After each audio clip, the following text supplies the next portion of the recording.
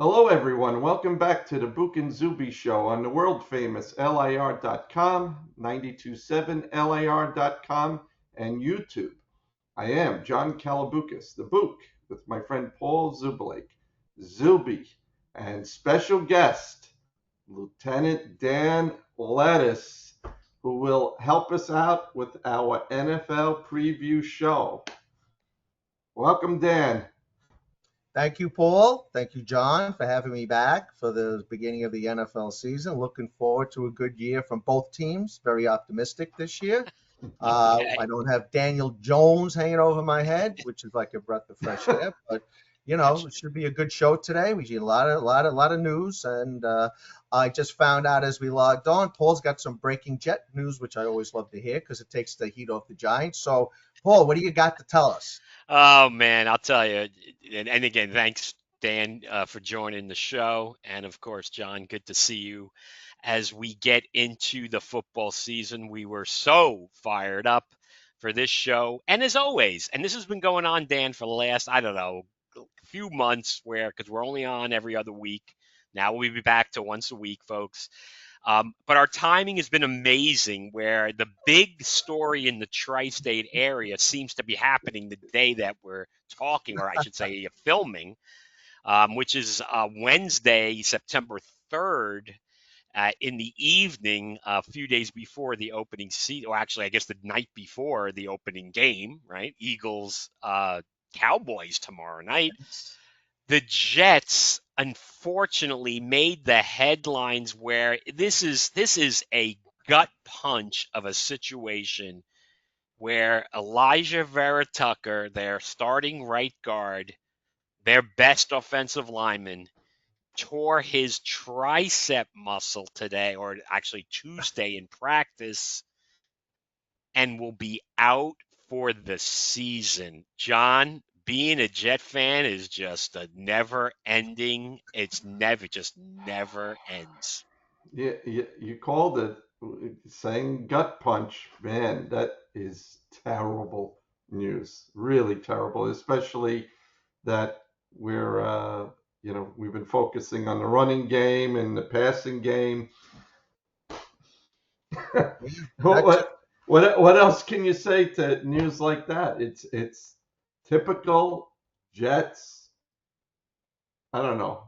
drama. Karma. I don't know what to call that. Yeah, exactly. I mean, their line was an up and coming line, and I hate that the parallel is almost like Thomas from the Giants, who's their best lineman when he's healthy. Verta Tucker, right? He's their most versatile, like best lineman, right? I would think, not He following is him. definitely their best lineman. So, but If he's always hurt. And, yeah, and that's a weird injury. It's like, that's a torn bicep. It's not like a hamstring or a knee or Achilles or whatever. It's one of those oddball, like, getting ready for the first game of the season, Aaron Rodgers, and then boom. So do they have depth to fill his void? I mean, obviously, hopefully they well, got what? somebody.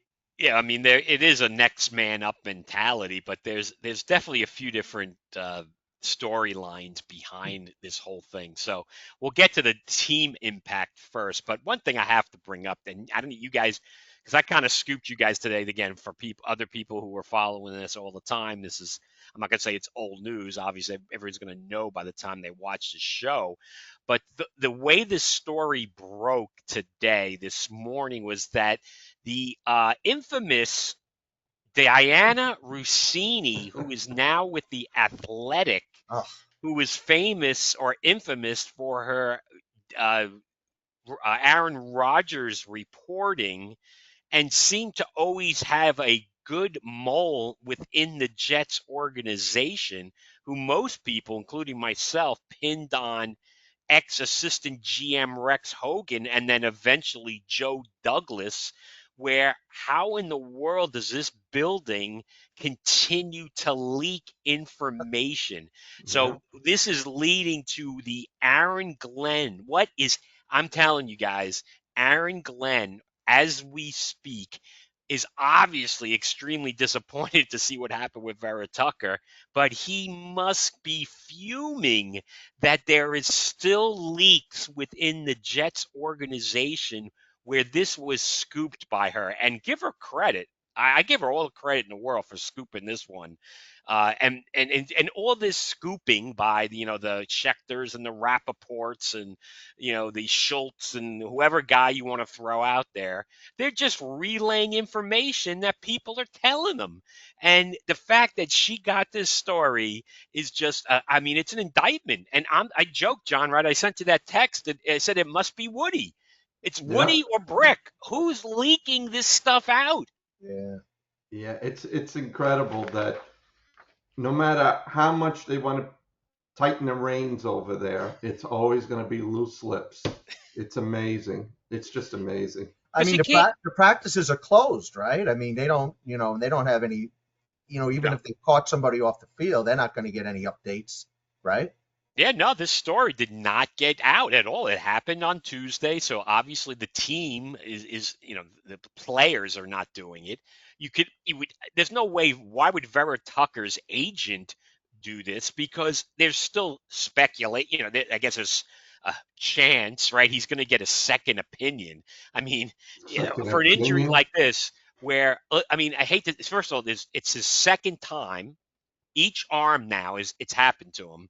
And you guys are old guys. I mean, these are steroid injuries. I remember reading about this decades ago, where I don't know if it was Canseco's book or whatever. I don't know if John remembers stuff like this, but basically, when you hear these tricep and bicep tears, those are associated with steroid use. So here is Vera Tucker.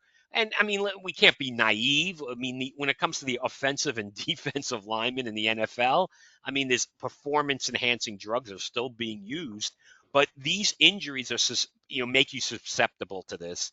And the terrible part of this for him, I mean, he's still making a big salary this year because it's his 5th year, but he did not sign an extension. He was due for an extension. Right. And then again, this is going to happen, guys. I'm going to put this out here right now.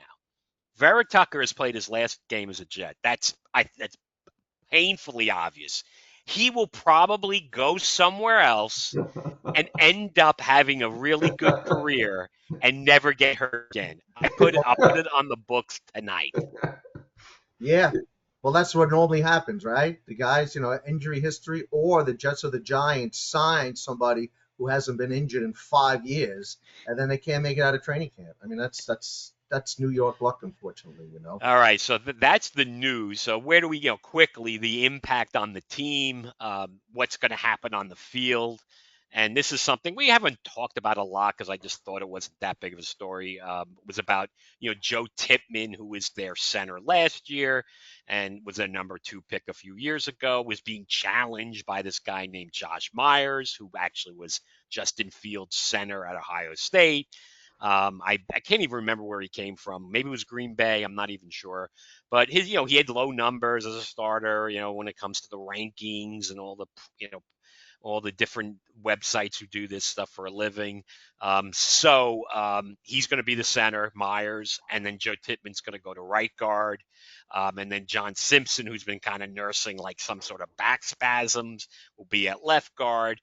And then the rookies, Membu and Fashanu at tackle. I mean, it is a next man up, and Aaron Glenn is going to go down this road. There's nothing you can do, and that's what they're going to have to deal with. And it's just a shame for the team and for him personally. And it's really tough for Jet fans to.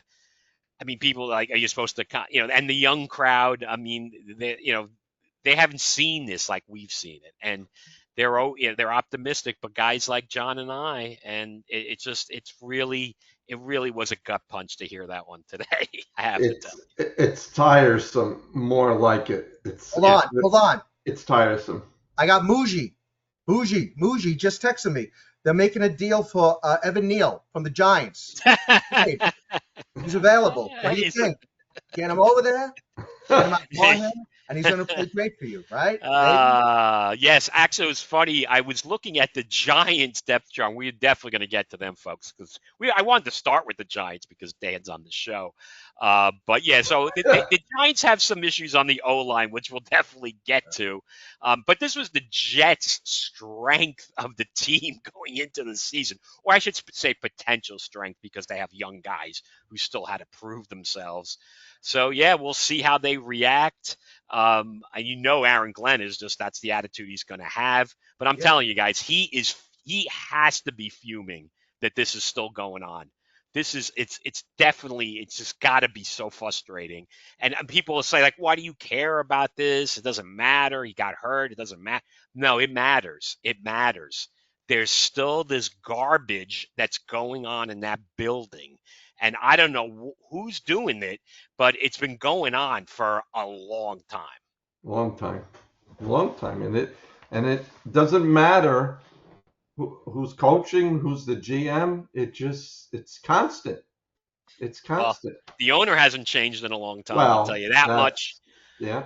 I'm telling you, his brother and him, their kids. I don't know, the wives. I'm telling you, I just can't believe this. And I know I'm overreacting to that part of it, but I just feel like this is just never ending with this organization. Yeah. And anyway, so that's the big news at a Jet camp.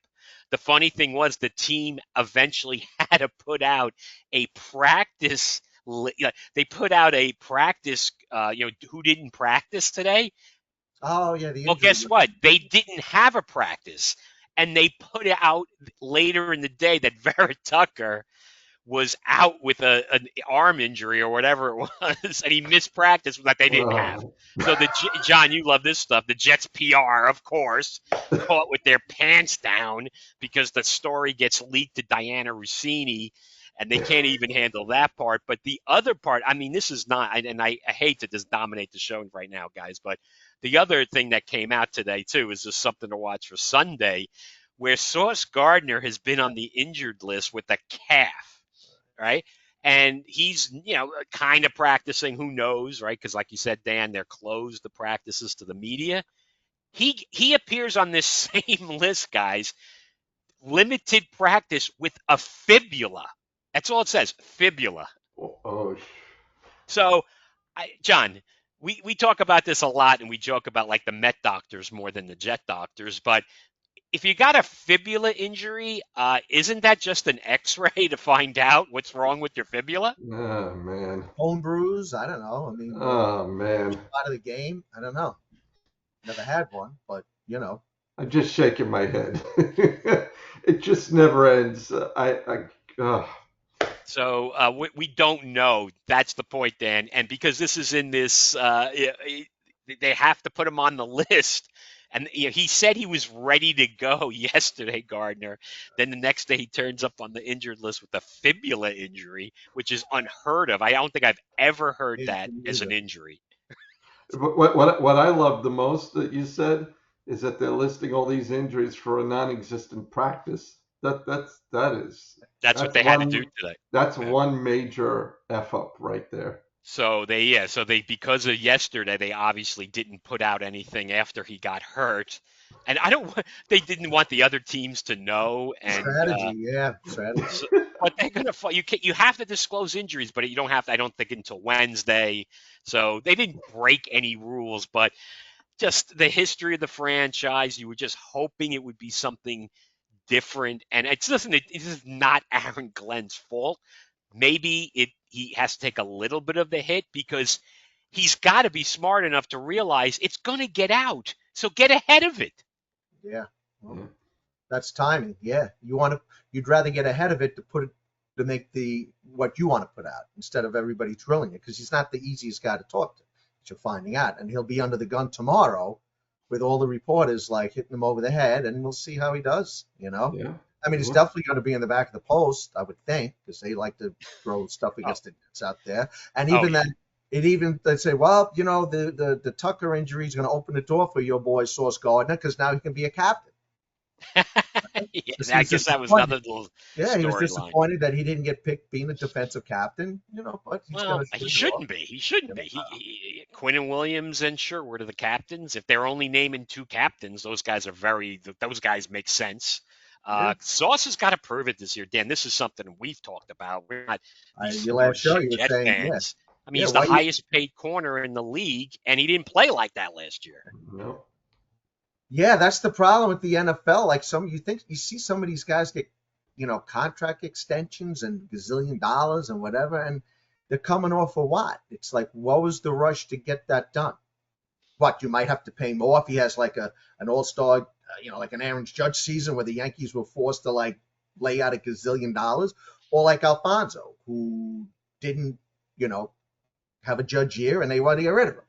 So that's the risk you take. But like in the Jet situation, he hasn't, he was hurt. He showed me, I mean, Danny throwing in Eduardo Alfonso on the show, John. I don't know. We might have to give him a penalty. We're going to have to throw a penalty flag on the Pete Alonso. But anyway, we're not in John. I mean, Dan, this is a therapy session for Bouk and Zoobie. And I appreciate you coming on and helping us because we will get to our picks. We got our playoff picks, our Super Bowl picks. We got a new feature we're introducing this week. And we're going to get to the Giants in a second. But first, I wanted to thank everybody for checking out our content, right, John, on YouTube.com, Spotify.com, and, of course, Dan, who's a huge fan of the world famous LIR.com, 927LIR.com. And please, folks, if you can like these episodes, it would appreciate it. Subscribe to the channel, helps us out to conquer the YouTube algorithm. So, Dan, again, as always, I think I wanted to throw this out because I'm not sure if we had mentioned this because we talked that you're Lieutenant Dan, of course, ex-fireman, retired. But did we ever mention the house that you were in for like a long time? Did we ever bring these? I got to give them a little shout out. My boys and Engine Company 314 in Rosedale, Queens. Yes, it was 18 years as a lieutenant. That's a long time, So Rosedale, Queens. Now, I have to tell you, I haven't been on Long Island in so long, I guess. Where is Rosedale? It's probably located, it's borderline Queens Valley Stream. So we do run into Nassau County, right before the airport, Springfield Boulevard in that area, St. Albans, which is north of us. So we're in that loop, that's our area. And then we go down south to the Rockaways, Brookfield Boulevard, Snake Road goes all the way down to the Rockaways. So that's spots there. So was that a busy house? What was that like? If you had to measure it, was it busy? I think in the middle, In the middle? This area, but we we're sneaky busy and we work by ourselves, we're not surrounded by a lot of companies. So a lot of times we have to do our job. We're by ourselves operating for quite some time until the reinforcements comes in. So good bunch of people, young house now. I've been out, 2.5 years and, we've gotten probably close to 8 to 9 new members, probies, and this will keep them strong. So how many guys are in a house? Guys and girls, because we are. Oh, sorry. True, of course. Girls. It could be up to 25, so we have a roster of about 18, 19. Okay, there you go. All right, so hopefully they're checking out the show, yes. And they'll do because they have to like Lieutenant Dan probably. Unfortunately, You're not active anymore, so you can't kind of like demote him to what's the worst job on the fire chief? Well, listen, I always say everybody's familiar with the movies Goodfellas, and who's that? Henry Hill at the end when he went in the witness protection program when he was nobody. Like I was Lieutenant Dan, now I'm retired, I'm nobody. Who am I? I'm home, I'm nobody, I'm dead, I'm a lot of other things. Now it's, I miss those days, but I still am very active. I stop by when they invite me, and they're not sick of me yet. So, like I said, it's there you go. Well, that's a large area. You mentioned from Rosedale to the Rockaways. That's a huge amount of area that you have to cover. Yes, I'm shocked because. I mean, Paul, that's really far away from Rosedale. I know Rosedale very well. I was like, we're like I said, we've done a lot of good work since I've gone, and even when I left, I had a fire they put out yesterday. Unfortunately, one of our members got burned, 2nd-degree burns. And, oh wow, he's that's doing terrible. Yeah, yeah, one of the young guys. But Fi went out, and my Wow. boy, brother Mitchell, as we call him. So I'll send him a shout out. Hopefully, he There get you well. go. All right. So do they? Now you could tell us some secrets.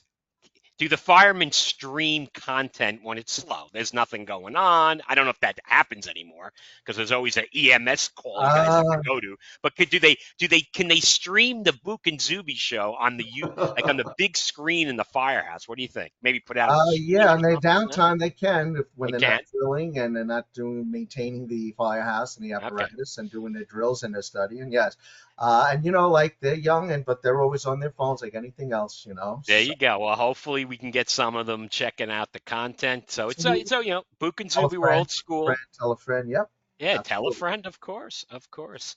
All right, so we'll get back to the Jets, right? So let's where I really wanted to start is with the Giants because as you mentioned, Dan, storylines. I think the Giants are winning this town right now for more interest. Yeah, I don't think there's any doubt about it. Huge game though to start the season, right? And that we talked about this our last show. Their first four games are pretty tough. I know Dallas is a complete mystery now, especially with Parsons gone, but they got some tough games to start the season. So, what is your overall thoughts on the upcoming season? And I'm going to throw this question out right now. What is your record for the season before you, Dan Lettuce, want to see Jackson Dart? So what is that record? If there is one, maybe there won't be. So what's your thoughts on the season? All right, so the season itself, training camp, was the Daniel Jones enigma is gone. So that in itself, just speaking to some of my Giant fans, it's like a tremendous burden lifted off your shoulders because we don't have to make excuses for him, middle of a row quarterback, hoping instead of being angry saying he's going to stink every year, hoping he's going to see the light, which he has never did. But he can go to the Colts, which he is now starting quarterback, and he can light it up. I don't know. Good for him if he does. But for us now, it's like now let's see Dabo, right? He gets all the accolades about being the big whisperer and stuff. Now he's got his guy, and his guy looked very good. Dart looked very good in preseason, but it's preseason, right? I always say that it's nice to score more points this preseason than we've had the last 3 or 4 combined, right? He scored over 30 points in all the games, and again, it's preseason. As a Jet fan, you know all about Brian. What's his name? Brian Nagel. Brownie Brownie. Nate. Right, Yes, right. 5-0. You're going to take over the world. Blah blah blah. This is it. And what? Had a tough first game loss, right, to start the season, and then it never got back on track. So with Dart, when do I want him to start? Honestly, I don't want him to start this year. I want us to be in a position where we're winning, right? We're winning. We're competitive. We have a chance to make the playoffs because, like I said, we got to win. You have to put a winning culture in these younger guys. They've lost so much, Sexy Dexy. You got some of the veterans, Burns. You got guys, they're sick of losing. So where I get the idea they want to do, all you hear about, everybody regurgitates the Eli Manning thing, 5-2 when, Werner they were win, and then they put Eli in there and they wound up with 6 wins. But he got the experience that year, and then moving forward, he was able to perform at a high level. Again, I don't necessarily believe in that. You know, I mean, look what happened at Kansas City. Now, Kansas City model, when I guess when they got Mahomes, he played one game. That was the end of the year. They did have the good coaching. They did have a playoff team per se, That right? helps. Alex Smith played the whole, and the next year he took off running. So now my question is, when is he going to start? Everybody's saying, when's he going to start? I hope maybe in a mop-up duty. I don't even want him to be quarterback number 2 to start the season, which I'm reading in the paper. That's why he might be number 2, and put my man Winston on the back burner. I mean, I want to see what team we got with Russell Wilson. And I want to win because guys going to win. Winning breeds people confidence and stuff. You forget about all the nonsense. Tough 4 games, you say that, but you look at the season last year. You're only comparing the teams last year to this year. And yes, the schedule looks daunting, but you play teams like that early in the season when they're not at their sharpest, when guys are hurt. Guys are rusty. The Redskins just got their wide receiver back who hasn't played really all summer. So you're getting him rusty. the Dallas, right? They don't got Parsons anymore, who was hurt last year too. So, but that'll help the Giants big time. So, as much as the 4 games look tough, I don't think them opening against the Redskins, because that was their whipping boy for all these years until last year. And even the first game they played them, if Daboll gets a kicker, maybe we win those games. You know what I'm saying? So everything went off the rails last year. So you're focused on let's win as much as possible. Yep. You don't even have a record in mind. So if they're 2-5, as I'll just throw that as a hypothetical, you're still in the stay with Wilson or go to Winston maybe first, as opposed to throwing the kid in. Is that that's the way you're thinking? Even if they start off like that, or you're going to be determined. Let me see after 4 games how everything looks. No, you're probably right. At 2-5, I'm gonna have to raise the white flag, because at this point, at 2-5, with the division, even in the division and the NFC, which there's a lot of teams that are in the same level. Let's face it, 2-5, yeah, I would say put them in. But if we're going 2-3, 3-4, even 3-5, if everybody is at the same level, no one's running away with it. Yeah, I wouldn't be too quick to throw him in there. I mean, that's my personal opinion. And you need to learn, obviously. And he looked pretty sharp in the preseason, but it's the preseason. He was doing stuff that he could read some things. He wasn't checking down. But again, it's a competition, and you're not going against the defenses that are going to try to trick you like they're going to start doing. When the games count. And the same with going back to Washington. Now, the film is out on Jalen Daniels, right? And we'll see what happens. I mean, I don't think mysteriously he's gonna like crap out, but he's not gonna be like when the Redskins brought out Griffin the third, when he was like the next big quarterback. Like, oh my God, we got to deal with him for the next 10 years. And guess what?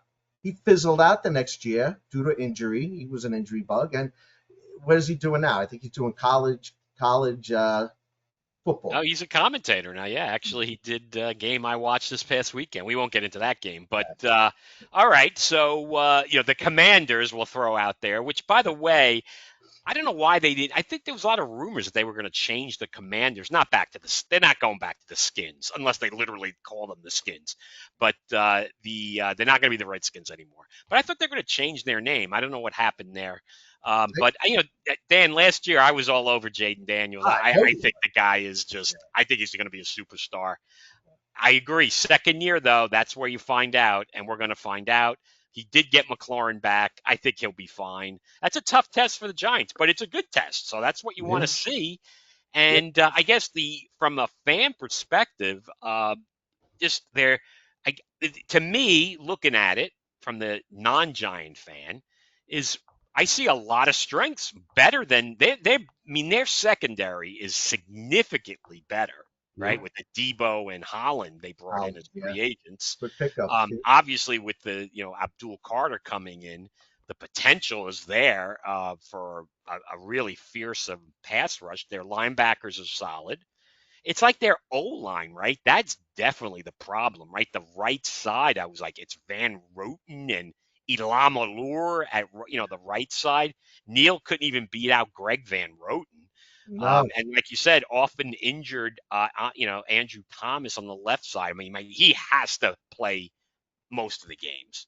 Yeah. And the center should be a lot better, right? Schmitz. And so I thought that was kind of the glaring thing, because obviously we haven't even mentioned Malik Neighbors yet. So as long as they can keep him healthy, they have a top weapon. So the Giants are in probably the best shape they've been in it's got to be, I don't know, what, 4 or 5 years easy. I mean, this is at least that's the way I look at it. And skill position, since they made the playoffs, but even that was like a smoke and mirror playoff, right? Right. That was that 1 year they made the playoffs, right? The first year. They just ran, and they were able to block, competently. And the offensive line is always going to be a mystery until it's not. Even last year, up until Thomas getting hurt, they were like middle of the road. They were like competent middle of the road, but then you had a quarterback who couldn't get the ball downfield. So now, I can't wait to see Winston throwing his moon ball to some of these guys and just open up the defense. But you have to protect him. Wilson, not Winston. Wilson, yes. Yeah, no, I just want to. I know it's a lot of change, Dan. A lot of change Double, because yeah, Russell Wilson can hit the deep ball. He likes to go Mhm. deep. yeah. He's just been so inconsistent. So inconsistent. It's Yeah. they're in a weird spot, right? The coach and the GM they have to show progress. Yes. So I don't know if we want to, John. I don't know. We talked about doing over unders as well.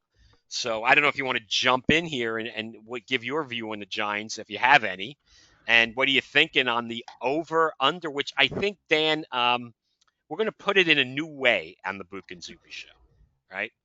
So, the way betting has changed so much is that it used to be, oh, give me a number, 7, over under 7. Obviously, they win 8, you win.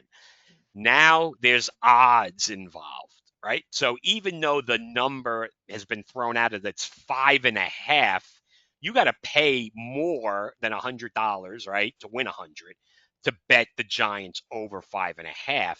So on the Book and Zuby show, what we're going to do is we're going to have the number is going to be for both teams. It's amazing because if you look at the actual the percentages and the betting lines, both teams, guys, are identical. That Vegas is basically saying 6 is the number that they're going to win. So it's either you pick under 6, Dan, you pick 6, or over 6. So I'm sorry, John, to jump in there. So you want to go first and give your prediction on the Giants, thoughts, etc.? Yeah. Well, the one thing that I've noticed about Russell Wilson is that he has a lot of confidence. He's been talking big, like he's gonna prove everyone wrong, that he still has it. Uh, Listen, he was a good quarterback for a while.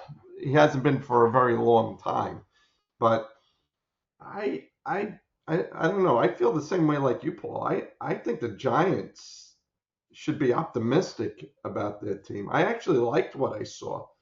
Um, I really like Dart very much because I actually watched, Paul and I spoke about this on the podcast, and we were really, really impressed by him. I mean, and I wasn't surprised that he was going to be the number 2 quarterback. I was not surprised because he hands down played really well. And like you said, it's an exhibition, but still, people are trying to make their team, so they're going to play hard regardless. So I think as a Jet fan who I watched the Giants. I don't really care about the Giants, but I watched them, and I think you really have to be optimistic that they're making the right moves. They're very strong, I think. With Thibodeau and all these other guys, that they're going to be solid.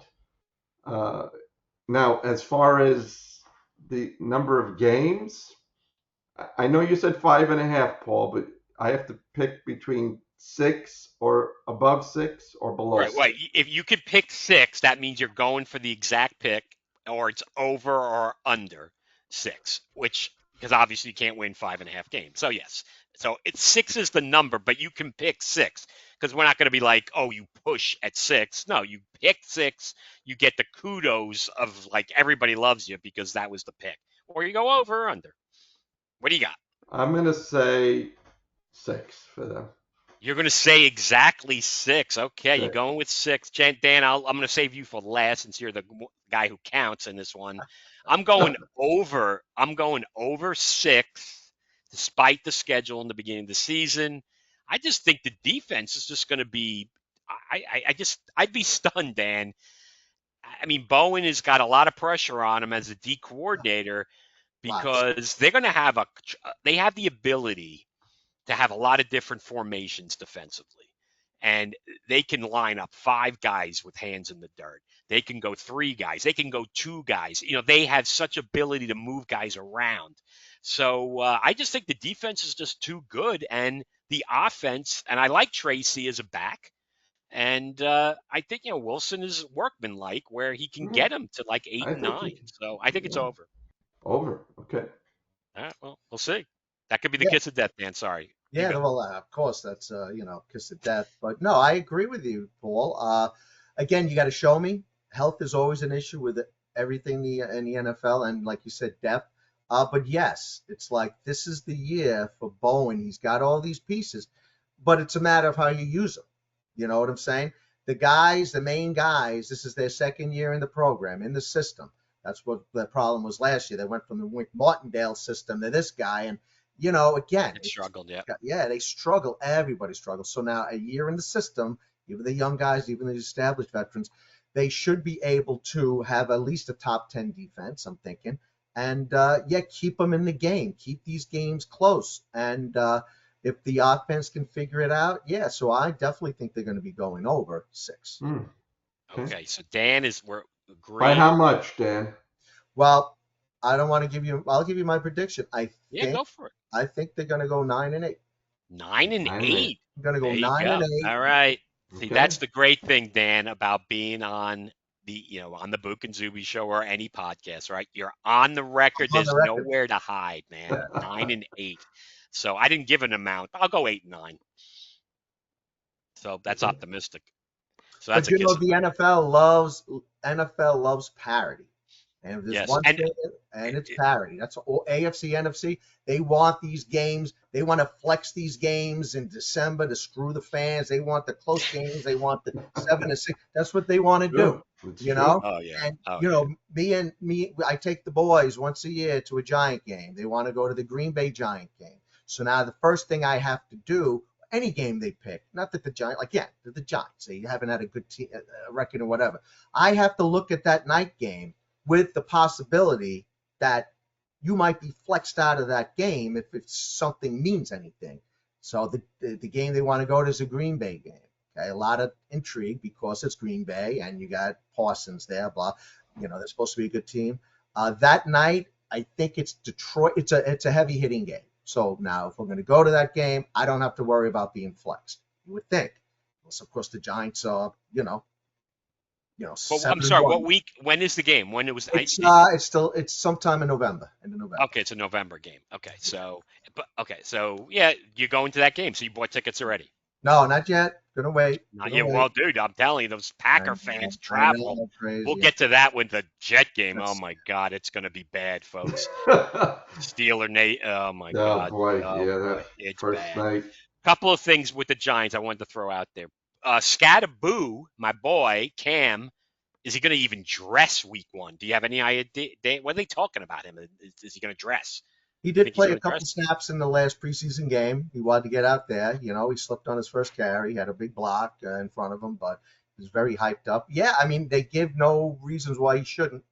Because they got Singletary as the backup to Yeah. Tracy. Are they going to? And that's what I'm at. I was wondering if you heard anything. If not, don't worry. No. Is that are they going to dress 3 running backs in the game? Obviously, you can't dress all 53, which I don't know why the NFL does this, where guys are inactive. I mean, my God, they're on the freaking team. Let them dress, especially when guys get hurt, especially into the end of the year. Makes no sense. Yeah, Right. I didn't Isn't it understand that ridiculous? either. Freaking Yeah. let them play. Let them dress. And I'm going to throw a name out there for you.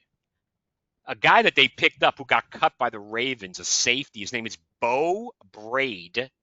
Brade. Now, great name, of course. Played for the University of Maryland. I'll throw that out there. Got caught up in a numbers game with the Ravens and got cut. They picked him up. Watch for him on specials, Dan. Not playing, on defense, but on special teams. I hope he dresses because I'm mentioning his name. So Bo Brade. Hopefully, like I said, hopefully he dresses. If you see him on that inactive list in the morning, then you'll laugh at me for even bringing him up. So and 1 o'clock, right? And this is one thing, folks, where the NFL Yeah, here we go. doing this to the tri-state area fans. This is kind of outrageous. Week 1, both franchises are playing in the 1 o'clock hour. Dan, come on, man. What is this? I know. Since we started playing bad football, they don't really care. They just throw it out there. I mean, I'm surprised opening weekend they didn't put put like an 8:30 night, 8:30 game because Aaron Well, 4 Rodgers came o'clock. back or Put four. them one in the late spot. One in the late. Why can't one of these games be in the late spot? I don't understand that at all. I Wouldn't agree it, especially the 100%. Commanders Giants? That's worthy of a 4:30 start, isn't it? I mean, I don't know the schedule. There's tons of games, obviously, week one because there's no buys the first 3 weeks. But this is it's a disservice. Not that we're all. Obviously, you'll pick a team and watch it. Of course, John and I will be watching the Jets. I might have like the side TV on the Giant games because we're doing the show and we Yeah, definitely want to talk more Giants this year. So if I don't watch Yeah. the game, I could tape it, I guess, but I yeah, just it's think not the it same. sucks. It Yeah, it's sucks. not the same. I mean, with all the games and the way that they move them around, you're right. They shouldn't be playing 1 o'clock every Sunday. And again, worst teams get 1 o'clock schedule, which is good for the fans. So that's the trade-off. But like you say, you like to see the two locals, in full when you can. All right, you want to see So, one play at yeah, 4, one absolutely. play at 1, a couple of night games. Okay, if they cross each other late in the season, there's a couple of games that they're on top of each other, especially when the teams are bad. I totally get it, but it's opening day. It's just, Yeah, anyway, just those little things piss me off, and it's unnecessary because it's why? I not mean, necessary. Pittsburgh Jets, right? That's a marquee game, Yeah. and Yeah. Commanders Giants, that's a pretty good game. That's So yeah, and I'm wondering with the when the NFL did this, and these different networks have these contracts. I mean, you want the highest ratings, the total amount of viewership. I mean, what are they charging for their advertising rates if they don't hit those numbers? I mean, obviously, it's going to be going down. I'm telling you, it's costing them money. That's Those an that, networks. that's an interesting point, John, because you're putting the two New York teams against each other with the viewership watching them. Why would you even do that? Right. You had 4 and 1. And these advertisers pay a certain amount of money with expectations that they're going to hit a certain number of viewers. Yeah. So why would you do something business wise? Forget about scheduling wise, but NFL is a business, so why would they do something like that? Especially in the number one market in the country. Well, opening weekend on Oh, top of it. I Right. think it's. yeah. I don't think this has ever happened. I mean, maybe it has happened. I don't I remember don't this remember. happening. I don't ever remember this happening No, like this. usually because we're supposed to be good, you're supposed to be good, Aaron. So they flex, Monday night game. I think it was 9/11 or Well, whatever. So they, it's yeah, not recently. Yeah, yeah, definitely not recently because the Jets were considered a marquee team. Now we'll slide to the Jets, who are definitely not a marquee team. And their opening game, which let's face it, has a tons of intrigue. You can't avoid it. But I guess I'm sorry. Before we start talking about the Jets and the Steelers, I got to talk. We got to throw the Commanders and the Giants. Right? It's 6.5. Dan, it's so. What do you think? I mean, I got the Commanders beating the Giants. What do you think this weekend? I think it's going to be a close game. I mean, it better be because, like you said, if they get blown out again this first game, threes in a row, then yeah, I think Dable and he can take his quarterback and he can go somewhere where, you know what I'm saying? Like, he's not going to get another chance if they get embarrassed again. You got embarrassed at home against your boy, Darnold, right?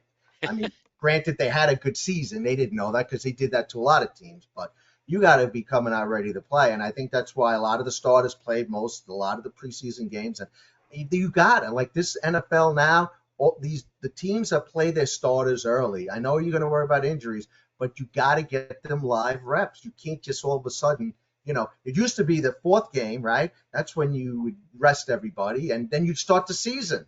Now there's a lull, so There's a the week guys can lull. get Yep. so I think the Giants is going to be a close game, and I think the Giants are going to. I'm optimistic, Dan, that they're going to catch them by surprise. Defense is going to not be a paper team, like and we're going to see. All We'll right. What do you keep think? What do you got, John, for the Giants Commanders Six slash and a half. Skins? I No, think. just straight. I mean, you could pick with the spread too. No, I think that the Commanders will win.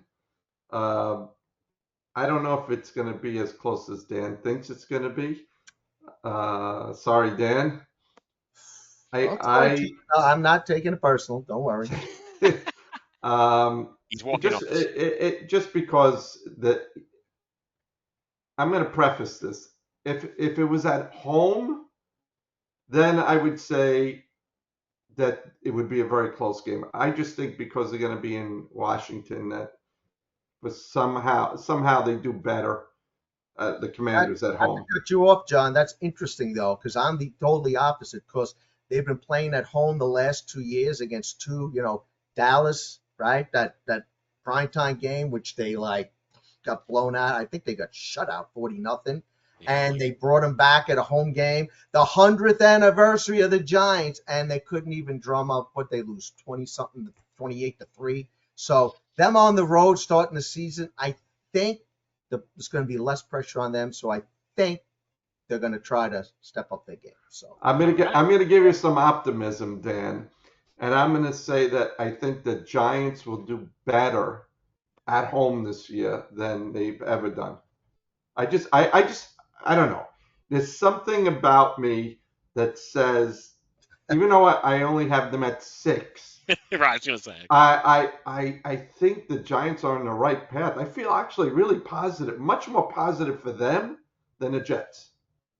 I don't know. They impressed me this time around. I mean, in past years, I said, all right, this is a junky team, a bunch of schlubs. But I think that they're young, they're hungry. Like we've been talking about their defense. I think they're going to play much better at home this year. You're not going to see those 40-0 games this year. No. no They lips better. to God's ear, John. I hope so. I Yeah, hope they so. better not. All right. Well, I'd like to say that the Jets will be playing at home. They will be in their home stadium, the tuna can out in the Meadowlands. Um, but there are going to be so many Steeler fans at this game, guys. I actually think the Jet fans, they could be in the minority here. I've been to when I went to games when the Steelers played us. There were tons of Steeler fans, but because the Jets had a real season ticket holder base back in those days, until the PSLs blew all that up, you know, now it's like ridiculously bad. So back then it would have been like 70-30, 60-40 Jet fans. Now it could be like 55-45. And Wow. I'm expecting that. So, Well, that's not including, yep. by the way, you're talking about Pittsburgh Steelers fans traveling. Pittsburgh Steelers fans that are going to go to that game. There's a lot of Pittsburgh Steelers fans that are New Yorkers. Oh, of course. Yeah, that's what it's a combination, right? It's the same Yeah. thing. But yeah, so they travel, but they're also, like you said, they're like one of these America teams where guys grew up and they wanted to root for the winners and they picked the Steelers, right, or the Yep. Cowboys. And, oh, I've been rooting for, or the Broncos. We'll throw that one out there, Dan, for our good friend. Phil, Uh, yep. anyway, they're back. They're back. The They're Broncos. We'll get back. to them. Show me. Yeah, Yeah, yes. maybe. We'll see where you guys see the Broncos. But the Jets situation was not that optimistic going in, and now with the injuries, Sauce Gardner's iffiness, that's scary if he doesn't play. This is a team that their number is just like the Giants. And I'm not going to go through and go, what are the keys to the Jets? It's obvious. Can Justin Fields make plays down the field? We know he can run. We know we have a good running game.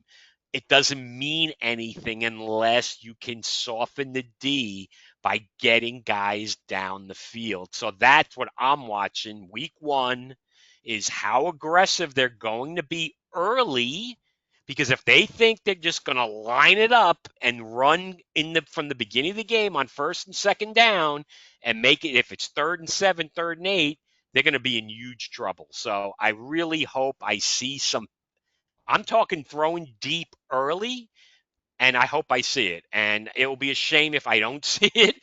Hopefully they'll shut me up and win their way, but I just don't think they can win that way. I just cannot believe that the other teams in the league are just going to let them run on them. I don't think it's possible. So we'll see. So John, what do you think? Does he got a strong arm? Sorry, not to cut you off, John. Does he got Yeah. a strong arm, Fields? Yeah, absolutely. Yeah, it's accuracy, right, John? Yeah. Yeah, Strong he has arm. he has a very strong arm.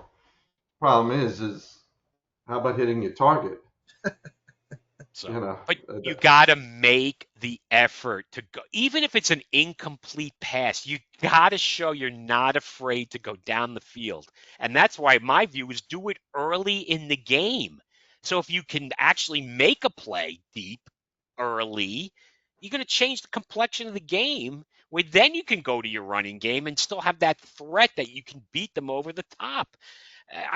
There's no reason not to go for it. They have nothing to lose, guys. Nothing to lose. This team, there's zero expectations. So go out there and try to do something a little different.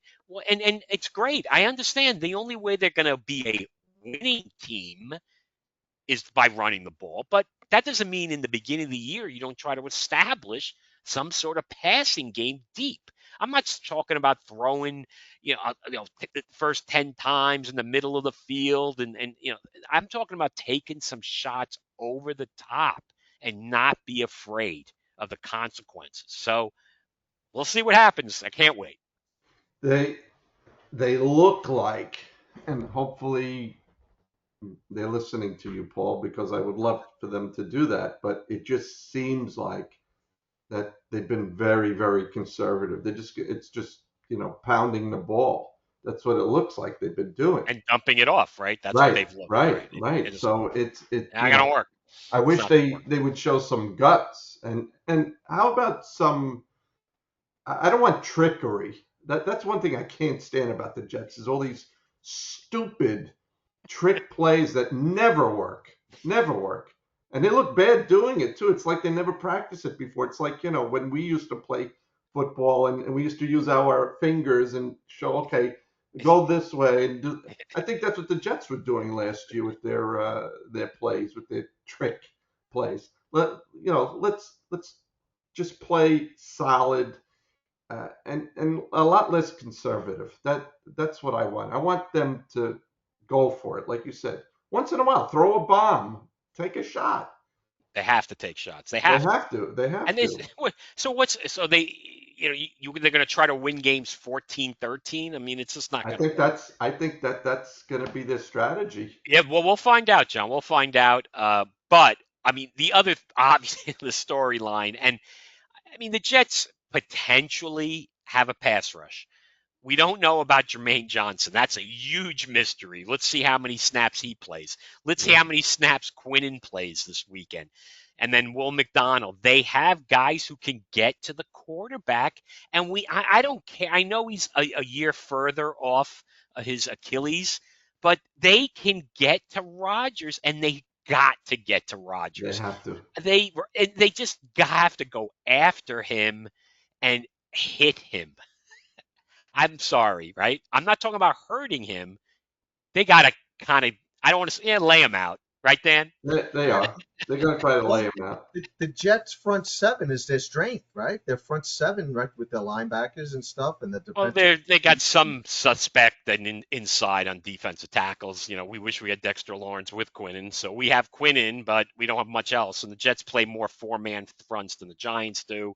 But all these teams now, I mean, again, it's a new It's defensive a hybrid. coordinator. Yeah, they move guys around in Yeah, position. everybody does. Everybody does. So, we're going to find out. We're going to, Steve Wilkes is the new defensive coordinator. They got, Tanner Angstrom, the new OC. So there's a lot of intrigue going into week one.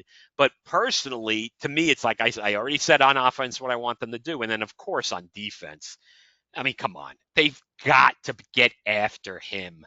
And another, John, I'm going to throw this storyline in for you because a lot of people are saying, the Steelers, what's their weakness? Well, their O-line has been kind of questioned, and their starting right tackle is the infamous Broderick Jones, who, Dan, this is going back a few years when we first started talking and doing our show, is that Broderick Jones was the player that the Jets may have been able to draft, but during the Aaron Rodgers giveaway trade, they flipped out of their spot, right? And remember, they made a trade, the Steelers, and they picked Broderick Jones. And Broderick Jones has actually been starting since the end of his rookie year. I think it's whatever year 4 for him. So that's something to watch. Broderick Jones against Jermaine Johnson and Will McDonald, like wherever guys are lining up. So hopefully the Jet, they could make the Jet fans smile and beat up on Broderick Jones to get rid of that storyline. So, yeah. So again, I cannot imagine Aaron Rodgers I'm sorry, they should be able to pressure him, They and that's should. the only way the Jets can obviously win, to try to turn him over. Um, and anyway, that's my thoughts on they. I think the Jets got a shot, guys, to win this game. They're they're 2.5. I think it's 2.5 home underdogs. So I guess John, you want to do over unders on the Jets? Same thing, 5.5. It's six number, over six, under.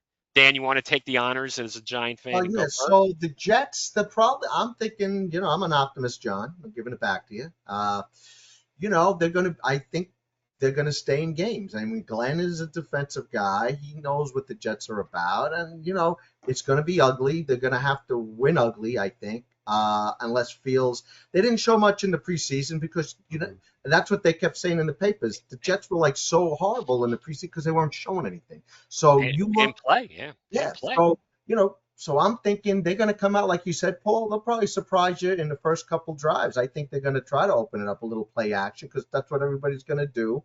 And Wilson, right, the receiver. I mean, he's got 1,000 yards the last 3 years, and who's throwing to him?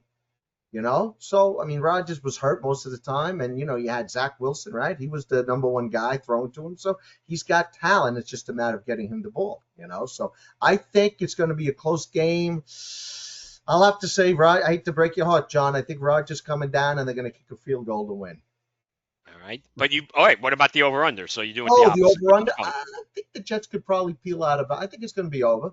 I could see them doing a 7. So okay, Dan's So, going over and picking the yeah. Steelers. I will go last, John, since I'm the resident Jet fan. You go next, and you're a resident Jet fan number 2. I am going to say that they will beat the Steelers, and I will go.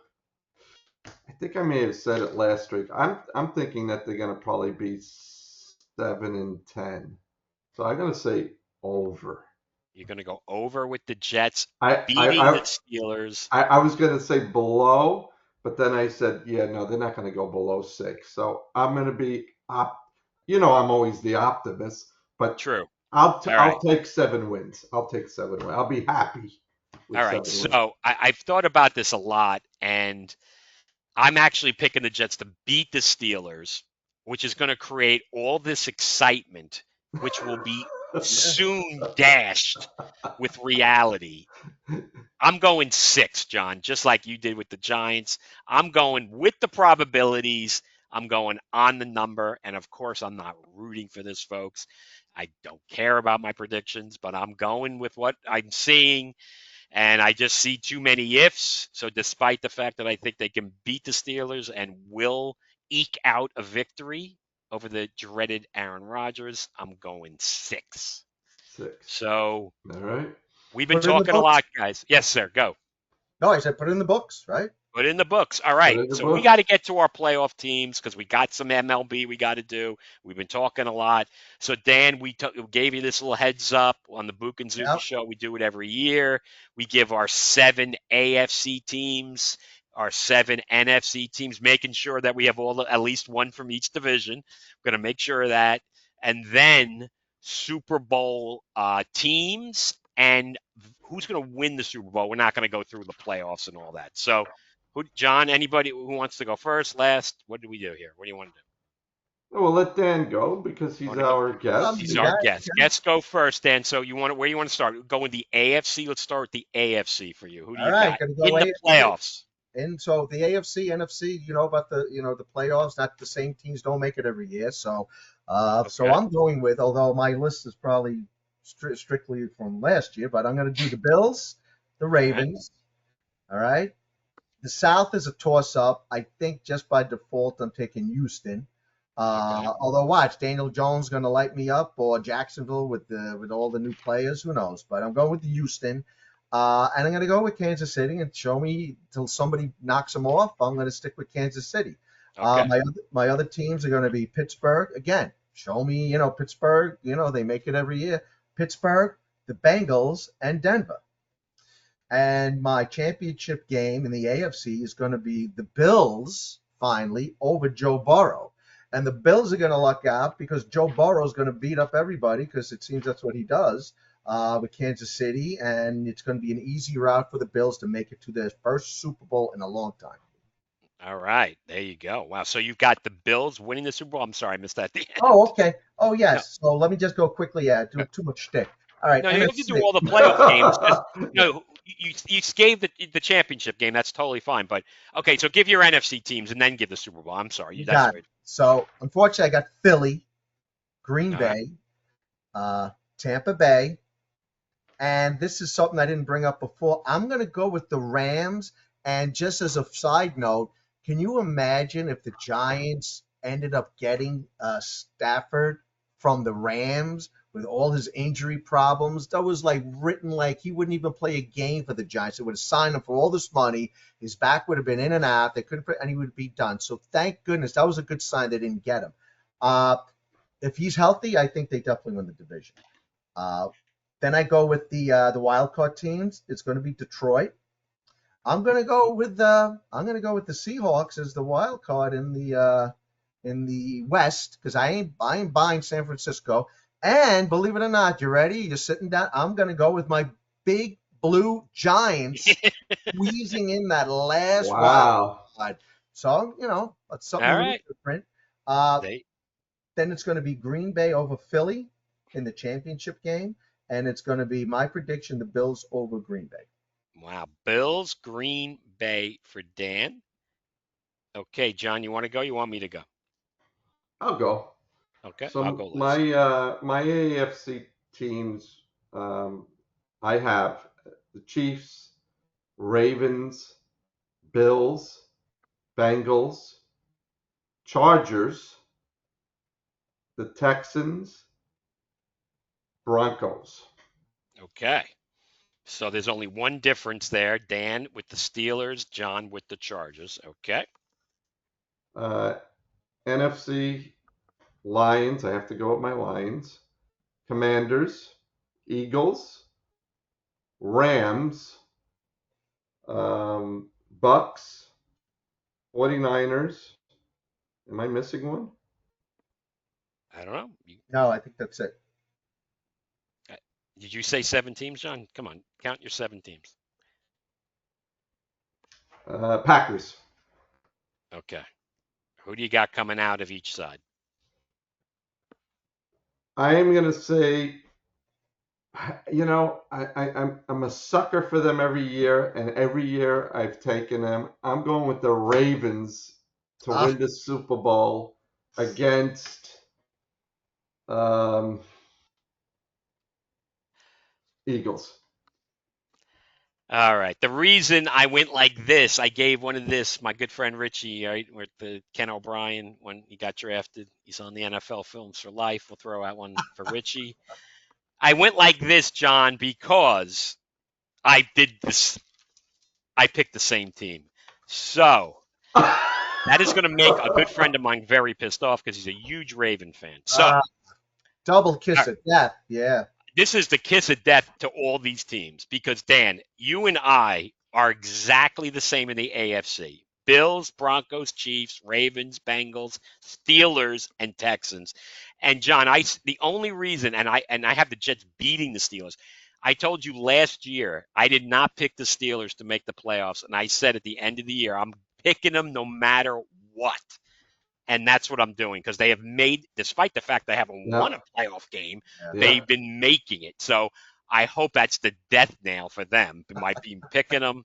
I got the Ravens winning the AFC. Oh man, I didn't pick like who was going to be in it.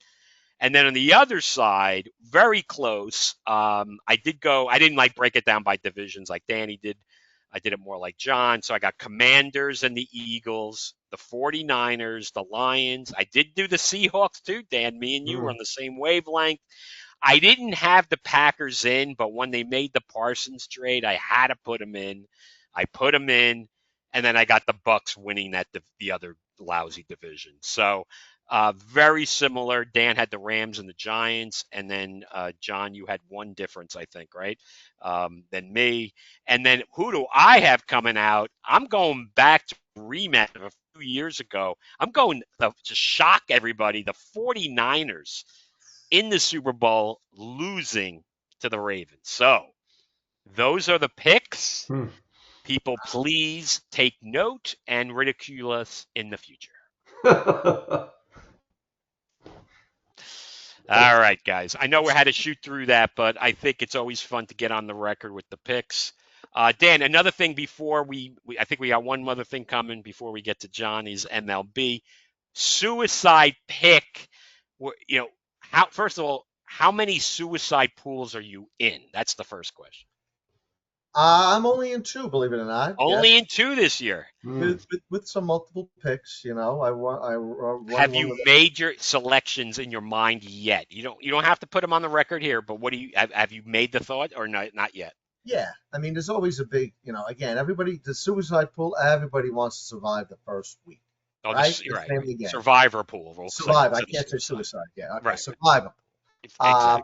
And the big knockout last year, which knocked out 75% of all pools, was my boy Joe Burrow losing to New England. Because not looking at the chalk, Joe Burrow's like 1-8 in September, which is amazing considering that the Bengals seem to be in it as they get out of September. So my big pick is probably it's going to be Denver. Denver's home and they're playing Tennessee. So you're going with Denver as your survivor pick to win. I can't, but that's why they play the game, Susan. Right? That's what they do. And so your strategy is you never go with the same teams in your different pools. Well, right? I found when I was in so many of them, you get stuck doing the same teams, which could could go sideways. So I'm going with Denver, and I'm going to throw the Cardinals in there. Cardinals. Who are they playing? They're playing home, and they're playing. I was going to say New Orleans is. I think New Orleans. I think they're definitely in the running for the worst team in the league. They're definitely the worst team. That poor kid that they drafted, that you would think they throw him in there, Sludge or whatever, and he's not even. It's pronounced. Yeah. Wow. Well, they're actually being smart, so they're going with Spencer Rattler, and because you could go to the young guy second, you don't want to throw the young guy in, then you're stuck with him, right? You don't want to go that way. You always want to put the older guy in. He's not old. And if he does well, great. And the kid sits. If Shao has to play, they're going to have a terrible year. But who knows? That's how it goes. I'm not always right. So, all right, cool. So, what do we got now? Well, I'm sure John wants. Well, on a side note, I don't know if John mentioned, which I think he did. He was nice enough to attend a Met-Yankee game with Mr. Kalaboukas back in July, right? July 5th. Yeah. He's well respected there. Everybody knows him in the section. Unfortunately, as John can contest to, there was there was a lot of Yankee fans there, and they were pretty obnoxious. The ones by us, anyway. I'm like, I'm close to the vest. As you know, I like the Mets and the Yankees. I don't really, I'm more of a Yankee than Met fan, but, but these Yankee fans were going nuts. I'm like, don't you know you're in, Citi Field? At least show some respect. Well, we're gonna get to MLB, Dan. So we don't want to get because there's all these great introductions we do. So okay, I'm sorry about that. So I had some at the college game, right? My Irish took a little beating by Ohio, not Ohio State, by Miami. Yep. It was a good game. That was a good game. Yeah, we don't talk a lot of college football on Bouk and Zoobie because Bouk does not watch any college football. But there's a big intrigue that you should be watching this year, John, for the Jet fans, is the quarterbacks, and there's a lot of them. And we'll talk about that later in the season, Dan. But yeah, there was some big games, and it was great. College football gave football lovers something to do. Not to talk over you, but that was the only close game of the much hyped weekend that bowl with Texas and Manning, Ohio State. Oh my God, that was like very well. You probably could have called that because Ohio State had a chip on their shoulder and they were the national champions. So and I feel bad for Manning because they keep hyping him. He hasn't really played, right? Yeah, This is the yeah. first, hyping him up. And the worst thing to do would be overreacting on the negative Yeah, on of him. course. He is not going to come out. All right. So his grandfather said it in the beginning of the year. That game showed you he's not coming out. He needs to play. He's not coming out. So any Jet fan who thinks that that's happening, it's not happening. But there are many other players, and we'll get into it a little bit because we'll have to. Yeah. Because it's important for the Jets. They're going to most likely need to draft a quarterback next year, but who cares about next year, right, John? Just win, baby. Just win, John. Win. Yeah. Trying to be optimistic. Trying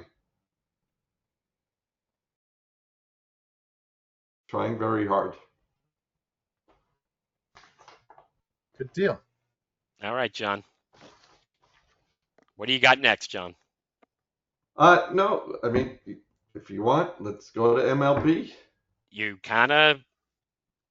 ADD is getting to you today. Dan, why don't you do it?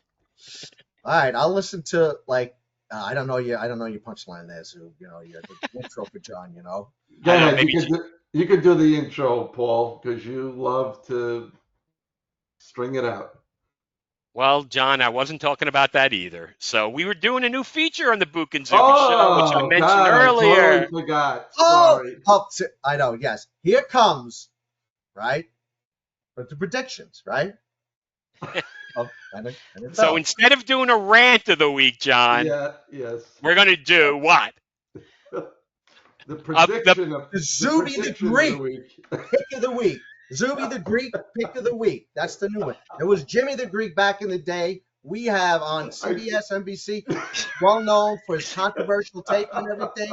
As you can know, I am not going to bring it up on the Bouk and Zoobie show. You can look it up on YouTube. Watch Jimmy the Greek in trouble. But this new feature is going to be, oh boy, my man, Pots and Pans, Zoobie the Greek. Go for it. What do we got this week? All right, folks. What John has butchered as a co-host is beyond comprehension, but it's okay because this week and every week on our show, we are going to give all the compulsive gamblers, and a good friend of ours is included in this, Dan, and I'm going to mention it to him when I send out the show, that he makes sure he listens to near the end of the show to get my pick of the week in the NFL. So each week I'm going to have one game, and I better win every week because I'll look really good if I do. So this week's pick is a game that we haven't really talked about, which actually is fitting, and I'm not going to get into the details of the game. I'm just going to give you the pick. It's Sunday night. The Chicago Bears against the Minnesota Vikings. I'm taking the Bears plus 1.5 at home. You have to give small odds. I think it's like 108, meaning you bet $108 to win 100. I am taking the Bears. And when you take a game with 1.5 points, that usually means you're taking that team because they could lose 28-27, of course, and I win. I'll take it. And I like the little hook with the 1. I like the Ben Johnson era at home to start off on the right foot. And I'm down on the Vikings. And we all were down on the Vikings, I think. Did anybody include them in the playoffs? I don't think anybody did with J.J. McCarthy's first game. So that's my pick of the week. And the show, John. Oh, go. What do you got? No. I'm going to ask you, why are you picking the Bears other than the coach?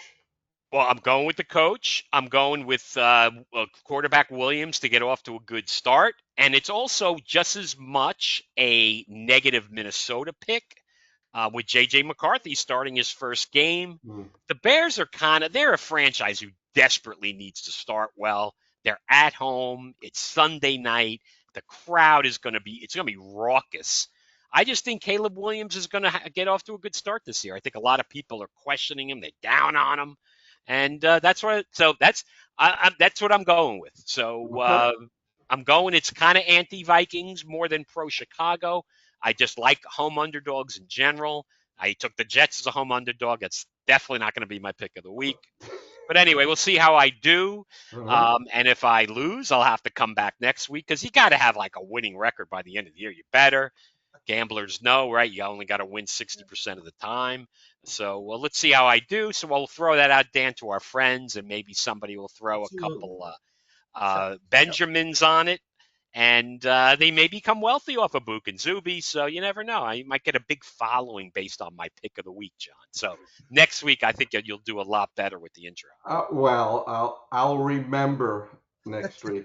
Yes, here I we go. promise the audience I will remember the All right. the All right. Zoob pick of the week. So we're going to have to have an abbreviated part of the show because people are going to see the length of the show, Yep. especially at the engine in Rosedale.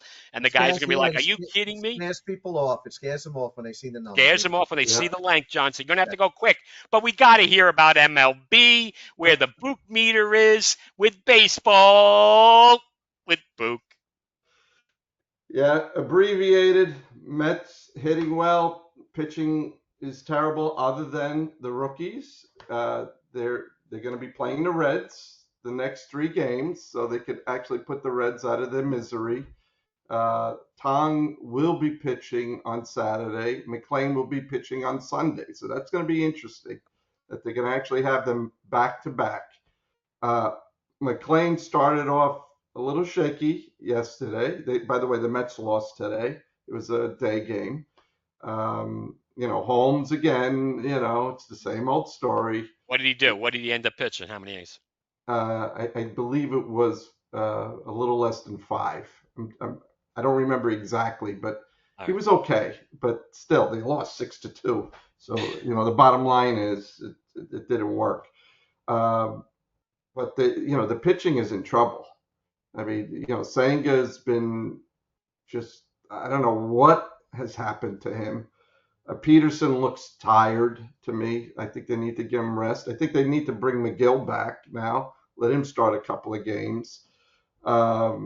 Mania is another guy that he looks shaky, really shaky. I mean, and he says that he doesn't have any physical injuries. So, I don't know. Maybe it's taking him a little bit of time, but they got to get it. We only have 25 games to go here. We got to get it all settled. And the fact that they're relying on 2 rookies now to take him to the end is, I don't know.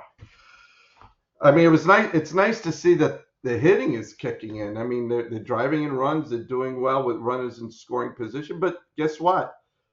With all this great hitting, they have a losing record in August. They were, I think, 11-17 with all this great hitting. So Book meter's still Yep. 10 for the World Series. All right, Dan, the Book meter. I don't know if I don't know if you've been listening to the Book meter the last few weeks. Shows John 10 is the most panicked. This is about winning the championship and Okay. then in the playoffs. So 10 most panicked and 10 playoff. for World Series playoffs. Like I said, I'm going to stick with the 5 for now because Come on. I'm not really panicking at all. No, Now, I will raise it if they don't do well against the Reds this weekend. all right. Because I then thought I know because okay. we have to play the Phillies for 4 games after the Reds.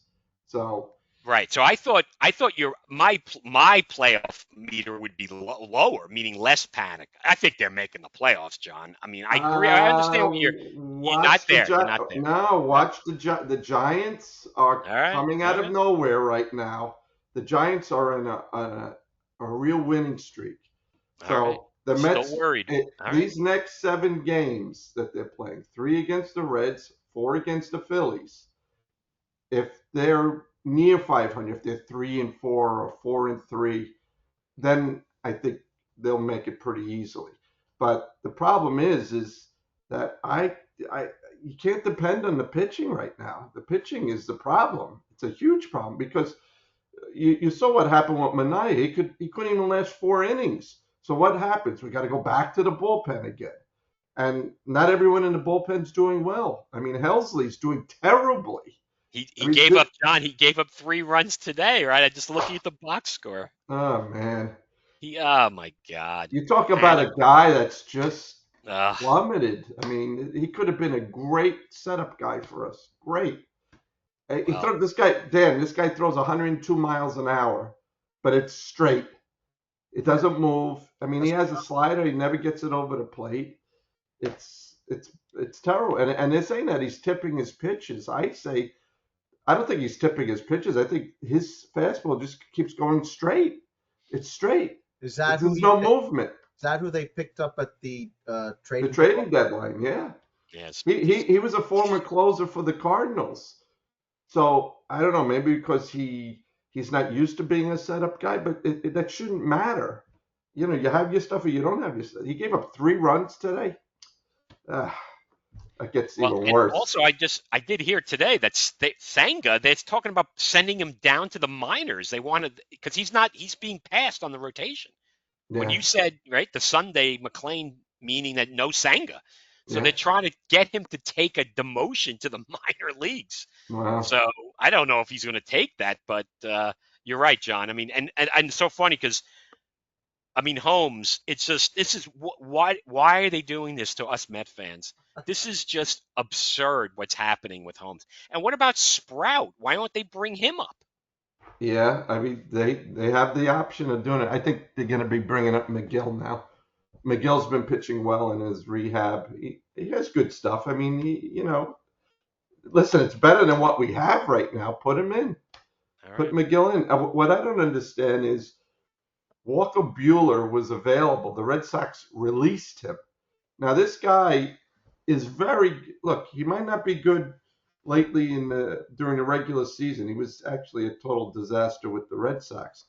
But in postseason, he's very, very good. Why not take a flyer on Walker Buehler? They had a chance to get him before the Phillies because they have a worse record. And the Mets passed on him, so the Phillies picked him up. Why? There's no Wheeler anymore. So take a shot. Put him in a bullpen. Do something. I was surprised.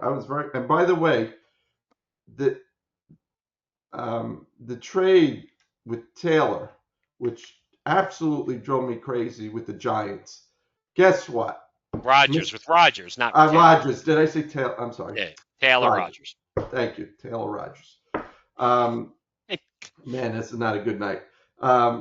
Gifford hit like 3 home runs or something. What did he do? Drew Gilbert is starting for the Giants and is hitting home runs and is playing a great outfield. They put him right away after the trade. They put him in the outfield immediately. What do we need? We need a center fielder. This kid's doing better than the 2 center fielders we have right now. This is another Darren Ruff trade. If you remember the Darren Ruff trade. John, please, you never let me forget that one. So this is another Darren Ruff trade. Give up an old man, get an old man, and give up 3 decent a prospect, a decent right-handed pitcher, and a minor league prospect. So that's and that's a good way to end the baseball update because, John, as we said, we got to get going, man. We want people to watch the whole show. So who do you got to thank? And of course, we got to thank Dan first, of course. Yeah, who of else? course. We got to thank Dan, and thank you for putting up with our nonsense, Dan. All time. And for getting introductions and everything else. I'm going to thank our producer, Zach Zubulake, and to our loyal listeners and viewers. Again, keep the feedback coming. Also, thanks to our community partners, Ronald McDonald House, Kids in Seats, and the Jackie Robinson Foundation. We will see you next week and every week through the football season.